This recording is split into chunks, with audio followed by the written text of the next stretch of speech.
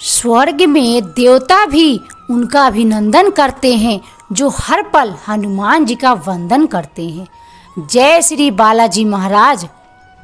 दोस्तों, आर्यन अंजलि की ओर से 5 ऐसे प्रसंग, 5 ऐसी कथाएं आपको हनुमान जी की सुनाने जा रही हूँ जो संभव है आपने न सुनी हो। पहली कथा से प्रारंभ करती हूँ। हनुमत रामायण। यह कथा केवल राम कथा की शुरुआत नहीं है, बल्कि त्याग, भक्ति, ज्ञान और विनम्रता की पराकाष्ठा का प्रतीक है।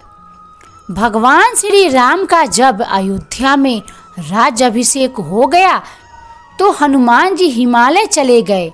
गहन तपस्या में, भक्ति में लीन रहते हुए एक विशाल शिला पर प्रतिदिन अपने नख से, अपने नाखूनों से राम कथा लिखते रहे। और यह लेखन केवल कथा नहीं थी, बल्कि श्री राम जी की महिमा, उनके चरित्र और लीला का दिव्य अनुभूति थी, जो बाद में हनुमत रामायण के रूप में पहचानी गई।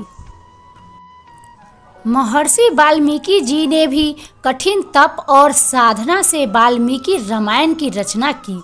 जब वो इसे भगवान शिव जी को समर्पित करने कैलाश पर पहुँचे तो देखा कि हनुमान जी ने वहाँ नख लिखित रामायण है। उन्होंने नख से जो है रामायण लिख दिया। उस दिव्य लेखनी को देखकर चिंतित और चकित हो गए वाल्मीकि जी। उन्हें लगा कि तपस्या व्यर्थ हो जाएगी। हनुमान जी की रचना कहीं अधिक श्रेष्ठ है, भावपूर्ण है।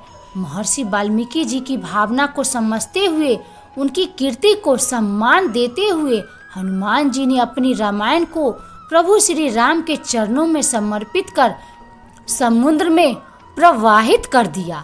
यह केवल एक ग्रंथ का विसर्जन नहीं था, यह उनके समर्पण, विनम्रता और दूसरों की भावना को आदर देने की मिसाल थी।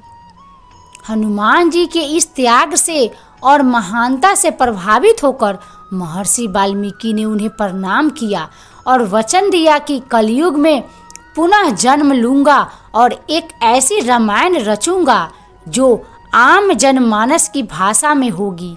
यह संकेत तुलसीदास जी की रामचरितमानस का आधार बन गया। कहा जाता है कि कालिदास जी के समय में समुद्र तट पर एक रहस्यमय पट्टिका शिलालेख मिली, जिसे विद्वानों के अध्ययन हेतु सार्वजनिक रूप से टांगा गया। कालिदास जी ने उसकी लिपि को समझ और जान लिया कि साधारण लेख नहीं है, हनुमत रामायण का अंश है। बाद में ये शिला तुलसी जी को मिली। उन्होंने इसे सौभाग्य मानकर पूज्य भाव से स्वीकारा। तो ये कथा थी हनुमान रामायण की।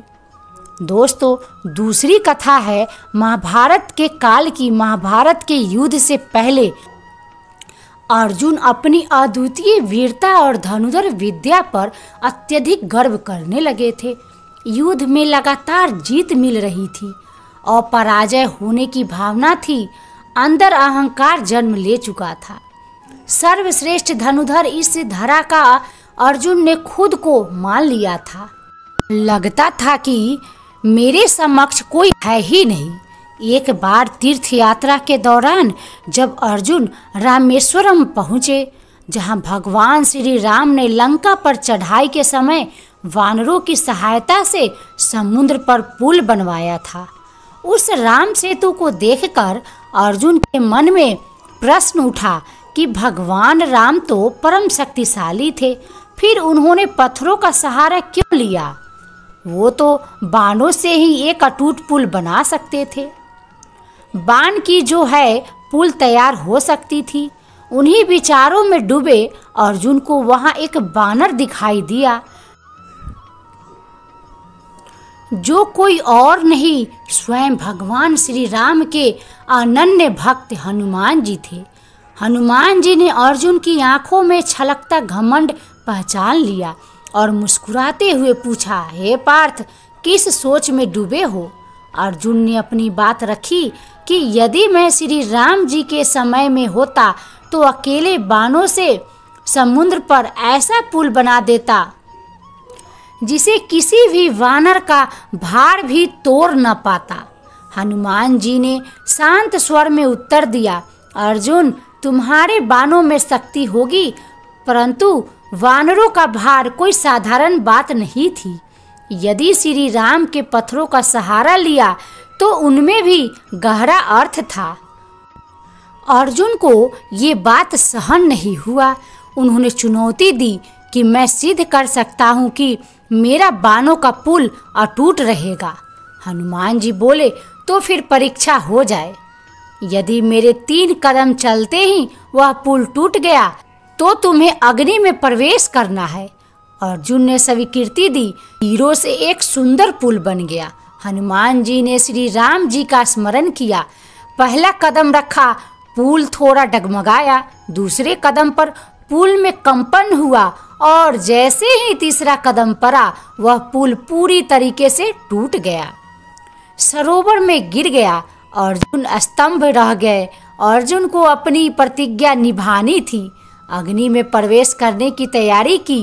तभी भगवान वहां प्रकट होते हैं श्री कृष्ण और कहते हैं, अर्जुन रुको।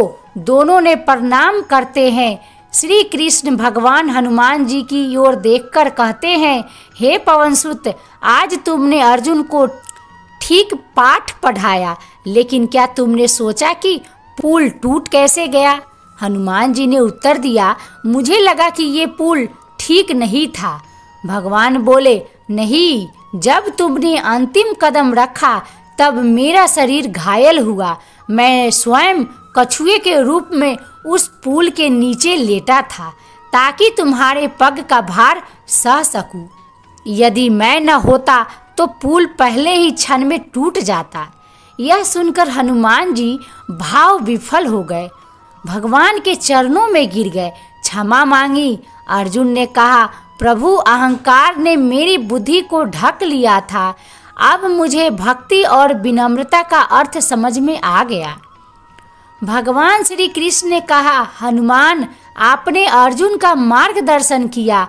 अब मेरी इच्छा है कि आप महाभारत के युद्ध में अर्जुन के रथ की ध्वजा पर विराजमान हो जाओ। आपकी उपस्थिति से रथ कभी पराजित नहीं होगा। हनुमान जी ने आनंद पूर्वक बात को स्वीकारा और महाभारत के युद्ध में अर्जुन के रथ की ध्वजा पर स्थान ग्रहण कर लिया। तो दोस्तों, आगे की कथा मैं नेक्स्ट वीडियो में बताऊंगी, क्योंकि वीडियो बहुत लंबी हो जाएगी। तो मिलते हैं नेक्स्ट वीडियो में। अगर वीडियो पसंद आए तो ज़्यादा से ज़्यादा शेयर करिएगा और कमेंट में हमें ज़रूर बताइएगा। तब तक के लिए खुश रहिए, खुशियाँ बांटते रहिए। हनुमान जी आप सब की मनोकामना पूरा करेंगे।